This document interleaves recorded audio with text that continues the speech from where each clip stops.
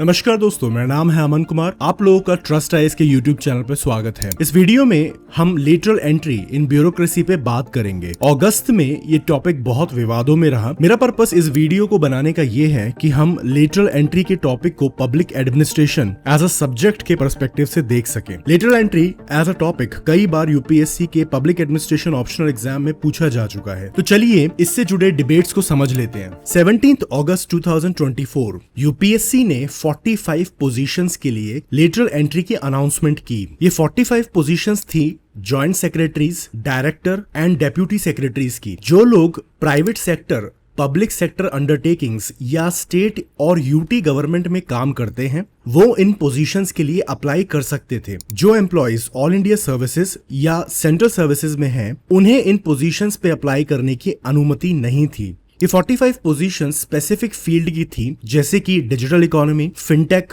Cyber security और investment.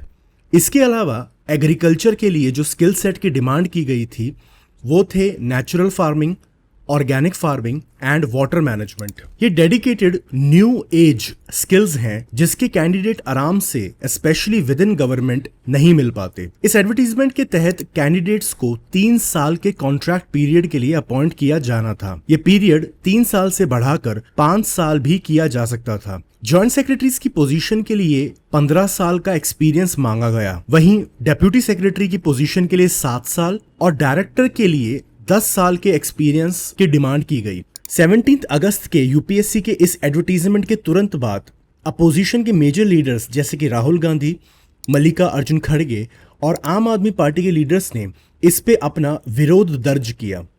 इसके अलावा एनडीए अलायंस के पार्ट मिस्टर चिराग पासवान, जो कि लोक जनता पार्टी के लीडर भी हैं, उन्होंने भी इस एडवर्टीजमेंट पे अपना विरोध दिखाया।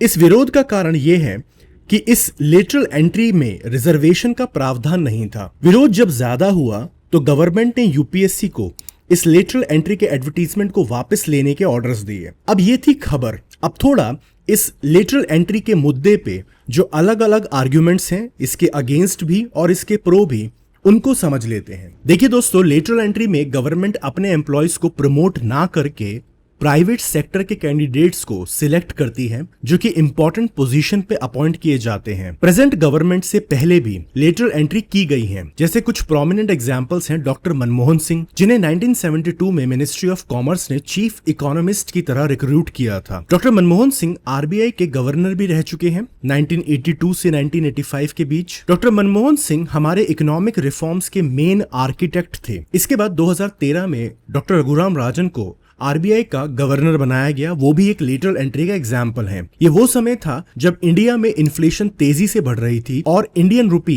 विसेविस डॉलर तेजी से अपनी वैल्यू खो रहा था। जो लेटरल एंट्रीज पहले की जाती थी उसका नंबर लिमिटेड रहता था। लेटरल एंट्रेंट को एज एन एडवाइजर टेस्ट करके एक लीडरशिप रोल दिया जाता था। 2017 में नीति आयोग के 3 ईयर एजेंडा में लेटरल एंट्री का जिक्र हुआ है। Middle level and senior level पे लेटरल एंट्री के लिए नीति आयोग ने अपनी रिकमेंडेशंस दी थी। 2014 के बाद गवर्नमेंट ने अलग अलग सेक्टर्स के इश्यूज को समझने के लिए कई ग्रुप्स बनाए थे। इन ग्रुप्स में प्राइमरली सीनियर लेवल ब्यूरोक्रेट शामिल थे। उनमें से एक ग्रुप का नाम है the sectoral group of secretaries on governance. इस ग्रुप ने भी senior and middle level bureaucracy के लिए लेटरल एंट्री को सपोर्ट किया है। 2019 में राज्यसभा में एक क्वेश्चन का जवाब देते वक्त minister of state under ministry of personnel public grievance and pension mister Jitendra Singh कहते हैं कि लेटरल एंट्री से 2 ऑब्जेक्टिव्स फुलफिल किए जाते हैं। पहला ये कि इस पॉलिसी के तहत फ्रेश टैलेंट को गवर्नमेंट और एडमिनिस्ट्रेशन का पार्ट बनाया जाता है और दूसरा ऑब्जेक्टिव है कि ऑफिसर्स की कमी को पूरा किया जा सकता है। 2018 में इन 2018 first round of lateral entry की गई जिसमें 9 कैंडिडेट्स को जॉइंट सेक्रेटरी के लेवल के लिए सिलेक्ट किया गया। इसके बाद 2021 और 2023 में फिर से लेटरल एंट्री की गई। 2018 से लेके अब तक 63 पोजीशंस पे लेटरल एंट्री की गई हैं। 63 में से 57 ऑफिसर्स आज भी as a lateral entrant union government की अलग अलग मिनिस्ट्रीज के पार्ट हैं। अब उन आर्ग्यूमेंट्स को समझ लेते हैं जो लेटरल एंट्री के खिलाफ जाते हैं। देखिए, सबसे पहला आर्ग्यूमेंट तो यही है जिसकी वजह से इस लेटेस्ट लेटरल एंट्री के एडवर्टीजमेंट को विड्रॉ कर लिया गया। मतलब कि ये कि लेटरल एंट्री की पॉलिसी के थ्रू रिजर्वेशन को बाईपास किया जा रहा है। यहां शेड्यूल कास्ट, शेड्यूल ट्राइब और ओबीसी कैंडिडेट्स को पूरा मौका नहीं मिल रहा in the public employment. Reservation lateral entry में 13 पॉइंट रोस्टर के कारण नहीं दी जा सकती। अब इस पूरे मैटर को समझने के लिए पहले आपको 13 पॉइंट रोस्टर के सिस्टम को समझना पड़ेगा। 13 पॉइंट रोस्टर सिस्टम में रिजर्व्ड कैंडिडेट की पोजीशन डिसाइड होती है by dividing 100 by the quota percentage of reserved category. कहने का मतलब यह है कि मान लीजिए अगर टोटल 20 वैकेंसीज रिलीज की गई हैं और ये कंसोलिडेट वैकेंसीज रिलीज की गई हैं, तो किस तरह एक schedule caste, schedule tribe, OBC या ईडब्ल्यूएस कैंडिडेट को पोजीशन या सीट एलोकेट की जाती है। एग्जाम्पल के तौर पे समझिए, ओबीसी को 27% कोटा मिलता है। सो 100 डिवाइडेड बाय 27 इज 3.7, सो लगभग 4 आता है। इसका मतलब यह है कि हर 4th पोजीशन ओबीसी कैंडिडेट के लिए रिजर्व्ड होगी। इसी तरह 7th position schedule caste candidate के लिए रिजर्व्ड होगी, 10th पोजीशन ईडब्ल्यूएस के लिए और 14th पोजीशन एसटी कैंडिडेट के लिए रिजर्व्ड होगी। 13 पॉइंट रोस्टर सिस्टम वहीं अप्लाई किया जा सकता है जहां कंसोलिडेट वैकेंसीज निकाली जाती हैं। जैसे आपने यूपीएससी एग्जाम में देखा है, जहां कंसोलिडेट वैकेंसीज निकलती है, फॉर एग्जांपल 1000 अगर वैकेंसीज निकलेंगी तो वहां पर हम 13 पॉइंट रोस्टर सिस्टम को अप्लाई कर सकते हैं। फॉर एग्जांपल अगर मिनिस्ट्री ऑफ एग्रीकल्चर में नेचुरल फार्मिंग की 14 वैकेंसीज अवेलेबल होती फॉर द जॉइंट सेक्रेटरीज, वहां हम 13 पॉइंट रोस्टर सिस्टम को लगा सकते थे। बट लेटरल एंट्री में हर एक वैकेंसी एक अलग पोजीशन की तरह देखी जाती है। सो जो 45 पोजीशंस यूपीएससी के एडवर्टीजमेंट में रिलीज की गई थी, वो सब अलग अलग पोजीशंस मानी जाती हैं। उनको हम कंसोलिडेटेड वैकेंसी की तरह नहीं देख सकते और इसी कारण 13 point roster system lateral entry में अप्लाई नहीं होता है। तो जो मेन बोन ऑफ कंटेंशन है वो 13 पॉइंट रोस्टर है, जो रिजर्वेशन की पॉलिसी के अगेंस्ट चला जाता है whenever it comes to the lateral entry. पर रिजर्वेशन के अलावा भी लेटरल एंट्री के पब्लिक एडमिनिस्ट्रेशन के कंटेक्स्ट में कई क्रिटिसिज्म है। दोस्तों, आज जो हम ब्यूरोक्रेसी देख रहे हैं उसका आइडिया मैक्स वेबर ने दिया था। मैक्स वेबर एक जर्मन सोशियोलॉजिस्ट थे जिन्होंने आइडियल ब्यूरोक्रेसी का कंसेप्ट दिया। मैक्स वेबर के मुताबिक ब्यूरोक्रेसी एक कैरियर ऑप्शन होना चाहिए जिसमें अगर एक यंग इंडिविजुअल ज्वाइन करता है तो टिल रिटायरमेंट वो स्टेबल होकर काम कर सके। इसके लिए उस यंग इंडिविजुअल को मटेरियल, स्टेटस और इंटेलेक्चुअल ग्रोथ दिखाई देनी चाहिए। इंडियन सिविल सर्विसेज का एग्जाम दुनिया के सबसे मुश्किल एग्जाम्स में आता है। चाहे आप यूपीएससी के इस एग्जाम को कितना भी क्रिटिसाइज कर लीजिए, पर सच्चाई यही है कि यूपीएससी के एग्जाम में इंडिया के सबसे टैलेंटेड और ब्राइट माइंड्स का मेटल टेस्ट किया जाता है। पर लेटरल एंट्री एग्जिस्टिंग ऑफिसर्स और नए एस्पिरेंट्स के लिए भी एक डीमोटिवेशन का सोर्स बन जाती है, क्योंकि सीनियर और मिडिल लेवल की पोजीशंस को लेटरल एंट्रेंट्स के द्वारा भर दिया जाता है।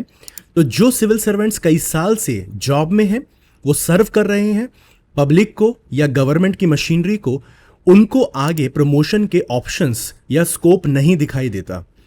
दूसरा, लेटरल एंट्री का ऑब्जेक्टिव बहुत क्लियर नहीं है।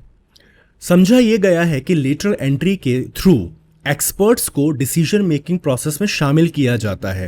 इसलिए लेटरल एंट्री में जो पोजीशंस ओपन की गई हैं वो senior and middle level bureaucracy की हैं। परंतु अगर एक्सपर्टीज ही चाहिए तो बिना लेटरल एंट्री के भी गवर्नमेंट कंसल्टेंट्स को हायर कर सकती है या एक एक्सपर्ट्स की कमेटी बना सकती है जो कि एडवाइस देगी to the main bureaucratic machinery. अगर डिसीजन मेकिंग में एक्सपर्ट्स को शामिल करना है तो सिर्फ 1 या 2 पोजीशन पे लेटरल एंट्रेंट को लाने से कोई मेजर डिफरेंस नहीं आ पाएगा। 1 या 2 लेटरल एंट्रेंट डिसीजन मेकिंग में कोई मेजर चेंज नहीं ला पाते। मिनिस्ट्रीज में डिसीजन मेकिंग एक लंबी चेन से होकर गुजरती है जिसमें कैबिनेट की committees, ministers and higher bureaucrats शामिल होते हैं। तीसरा क्रिटिसिज्म यह है कि इन लेटरल एंट्रेंट्स की लॉयल्टी कैसे कंफर्म की जाएगी। लेटरल एंट्रेंट्स बहुत छोटे समय के लिए रिक्रूट किए जाते हैं, इसीलिए संभावना यह है कि ये officers long term commitment show ना कर सकें for the public service. Finally सबसे बड़ा इशू आता है कॉन्फ्लिक्ट ऑफ इंटरेस्ट का। अभी आप लोगों ने देखा कि सेबी के चेयरपर्सन पे कॉन्फ्लिक्ट ऑफ इंटरेस्ट का एलिगेशन लगाया गया। बोला यह गया कि सेबी के चेयरमैन ने जानबूझ के हिंडनबर्ग रिपोर्ट में उठाए गए मैटर्स को डीपली इन्वेस्टिगेट नहीं किया क्योंकि उनके खुद के फाइनेंशियल इंटरेस्ट अदानी एंटरप्राइजेज में शामिल थे। ये सारे एलिगेशंस अभी तक प्रूव नहीं हुए हैं, पर सच्चाई ये है कि पूरी संभावना होती है कि एक लेटरल एंट्रेंट के कॉन्फ्लिक्ट ऑफ इंटरेस्ट होंगे क्योंकि वो पास्ट या फ्यूचर में प्राइवेट कंपनीज के या तो काम कर चुके होते हैं या वो आगे जाके प्राइवेट कंपनीज में काम करते हैं। सो लॉयल्टी फिक्स नहीं हो पाती। हालांकि इस क्रिटिसिज्म का सोल्यूशन है। यूपीएससी को चाहिए कि लेटरल एंट्री का प्रोसेस पूरी तरह ट्रांसपेरेंट हो और जो भी ऑफिसर लेटरल एंट्री के थ्रू अपॉइंट किए जा रहे हैं उनसे या उनके ऊपर नॉन डिस्क्लोजर और कॉन्फ्लिक्ट ऑफ इंटरेस्ट के एग्रीमेंट को एनफोर्स किया जाए। ये थे लेटरल एंट्री के मेन क्रिटिसिज्म। अब उन आर्गुमेंट्स को देख लेते हैं जो लेटरल एंट्री के सपोर्ट में है। सबसे पहले हमें यह समझना जरूरी है कि कंट्री की गवर्नेंस रोज कॉम्प्लेक्स होती जा रही है। एक ऐसा इंस्टीट्यूशनल स्ट्रक्चर जो अंग्रेजों के जमाने से चला आ रहा है उनको बदलने की जरूरत है। नेशनल और इंटरनेशनल लेवल पे हर रोज एक नया बदलाव आ जाता है। For example, rise of artificial intelligence, expansion of digital economy, cyber crime, climate change और डिजास्टर मैनेजमेंट। इन सब नए इश्यूज को हॉलिस्टिक वे में डील करने के लिए हमें एक्सपर्ट्स की जरूरत है। यही कारण है कि लेटरल एंट्री बहुत ही स्पेसिफिक और नई फील्ड्स के लिए ओपन की गई हैं, जैसे कि natural farming, digital economy, cyber security या फिनटेक। अब तक जो भी मेजर एडमिनिस्ट्रेशन एंड गवर्नेंस पे कमिटीज या कमीशंस बनाई गई उनमें सभी ने लेटरल एंट्री को सपोर्ट किया है। फॉर एग्जाम्पल, सेकेंड एआरसी जो 2005 में जिसका गठन किया गया था, या सिक्स्थ पे कमीशन जिसका गठन 2013 में किया गया था, या नीति आयोग और the latest sectoral group of secretaries, इन सभी ने लेटरल एंट्री के आइडिया को सपोर्ट किया है। मेजर रीजन लेटरल एंट्री का यह है कि इंडियन सिविल सर्विसेज शुरू से जनरलिस्ट नेचर की रही है। जनरलिस्ट नेचर मतलब एक जनरल एग्जाम होगा, यूपीएससी सीएससी जिसे हम लोग कहते हैं, और उसी से ऑफिसर्स को सिलेक्ट किया जाता है। यही ऑफिसर्स अलग अलग मिनिस्ट्रीज और डिपार्टमेंट्स में सर्व करते हैं। सो ये officers jack of all trade हैं, मगर ये मास्टर ऑफ नन माने जाते हैं। अपने पूरे कैरियर में इन ऑफिसर्स को इतनी बार ट्रांसफर किया जाता है कि विरले ही किसी फील्ड में ये ऑफिसर्स अपने स्किल्स को डेवलप कर पाते हैं। पर दोस्तों, पब्लिक एडमिनिस्ट्रेशन के ऑलमोस्ट हर बड़े थिंकर्स ने स्पेशलाइजेशन ऑफ वर्क को सपोर्ट किया था, starting from F W. Taylor, Henry Fayol, Luther Gulick, Lyndall Urwick या एम.पी. फॉले। एफ.डब्ल्यू. टेलर, जिनको फादर ऑफ साइंटिफिक मैनेजमेंट भी कहा जाता है, उनका मानना था कि रिक्रूटमेंट तभी साइंटिफिक मानी जाती है जब कैंडिडेट का स्किल सेट जॉब की जरूरत के अनुसार हो। इस बात को सिंपली समझिए कि अगर विराट कोहली कबड्डी खेलेगा तो ऑब्वियसली वो रिजल्ट नहीं आएंगे जो वो क्रिकेट खेल के दिखाता है।